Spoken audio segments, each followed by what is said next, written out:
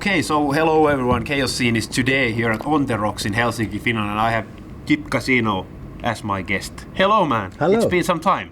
It's been some time, yeah. Nice to be here in Helsinki again. Yeah. Last time we met was because of Michael Monroe's birthday bash. Yeah.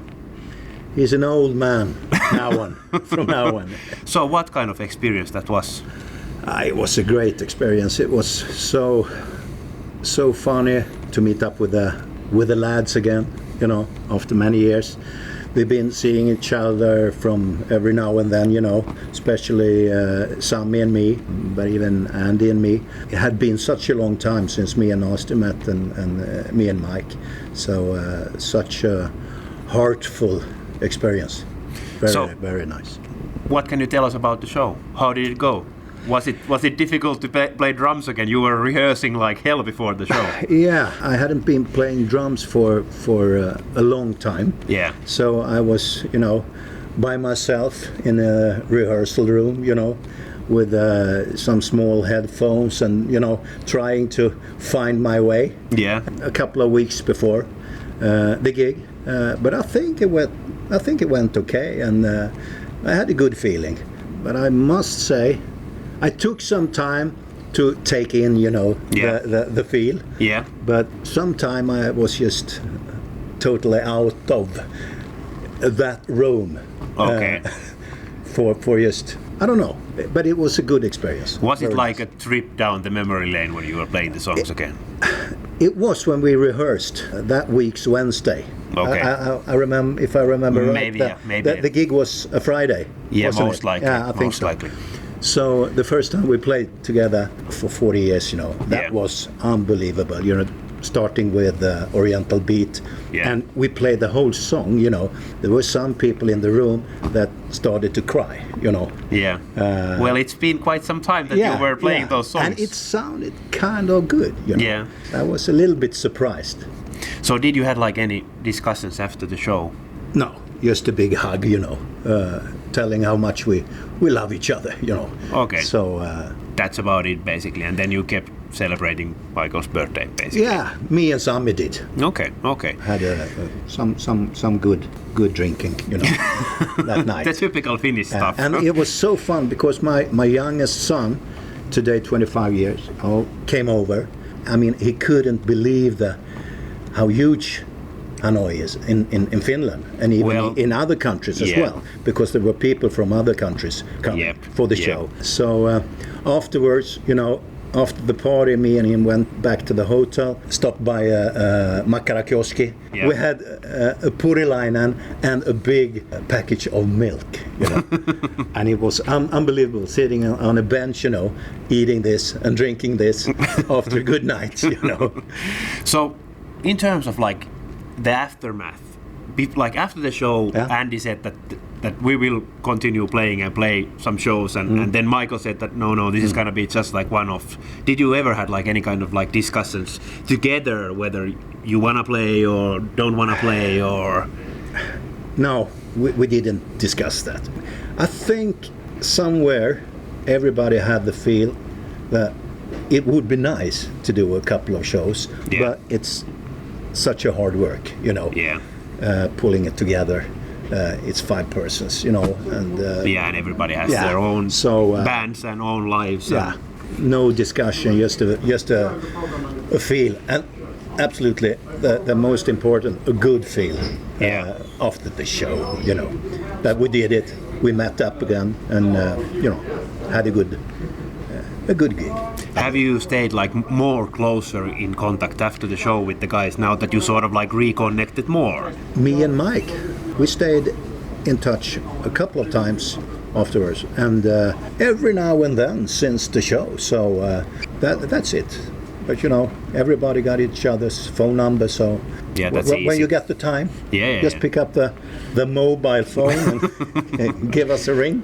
You mentioned Oriental Beat, and obviously you redid the album or remixed and remastered it.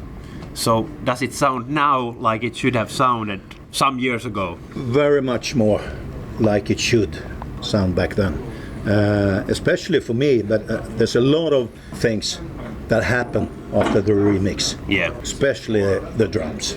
I must say, from my point of view, because I think it was a disaster, you know, that album, especially the geezer that did the producing. Yeah. But now he hit the wrong buttons. You know. But now you feel that it sounds more like it should sound. Much more. Yeah, for sure. Yeah. So today you're here to play with Read Up. Yeah. So my good mate Danne Lagerströms. Danne, who played, he's been here in Finland as much as me almost. He played on Building on Tradition. Yeah. We co-wrote at least one song, me and Danny, that Andy came in and changed a bit for the album Love and Hate. We've been together with Conny Blom in Road Rats. Of course, we did some touring with Live Ammo for the Building on Tradition album, and he's a really close friend of mine. Vrid Up is his project, and we as good friends playing with him. For me, as a guitar player, it's nice to have such a good guitar player and musician as Danny to learn a lot from. You know, I'm more into ragtime, you know, and country and music on the guitar, but you know, now I have to play a bit faster and more attitude.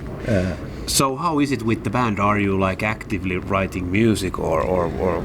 Oh yeah, especially Danny, and I help him with some lyrics. The lyrics are in Swedish. Okay. As I said, we're old mates, all of us. But still active in terms of like writing new music all the time. Absolutely. Hopefully there will be another full-length album. Okay. Yeah. Do you already have enough material for that? Or? Oh, Danny he has a lot. Many albums, most likely. And he have some old stuff, you know, where he sings in English, you know. Okay. You just have to change language. Do you have like some concrete plans for that, or is it up in the air what will happen with the band? It's somewhere up there, but I believe we have a little tour in Sweden. We've done some gigs in Sweden, and in April we will go to Gothenburg, where our bass player are statuated. Okay. And then we go to Oslo for one or two gigs. We did a gig in Stockholm a couple of weeks ago. There were some people from Norway. Okay, so you have sort of like a following also there. Yeah, seems like that. Okay, yeah. Okay. So there were some Finnish people as well, you know, at that gig. So okay, sold out. Okay, so that's good. That's good. We've done two gigs in Stockholm. Both of them sold out. Okay, so you have a following. Yeah, there. it seems so. You are not doing it for yourself. No. There is some fans who want to see it. Before we wrap things up, a little bit about the future.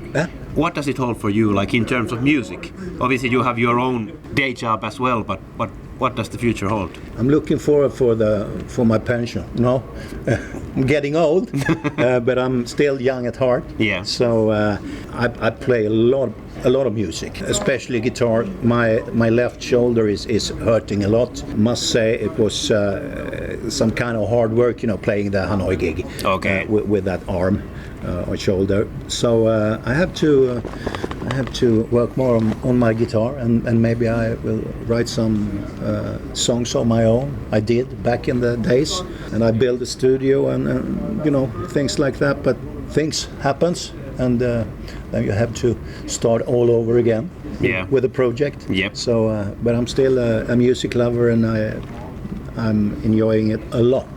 Playing with my old friends. So you will play until the very end? Absolutely, I will.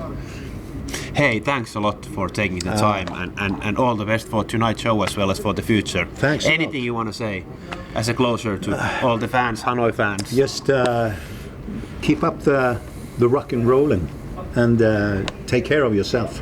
I'm in your life, and so should you. All right. Thanks a lot, mate. Thank you.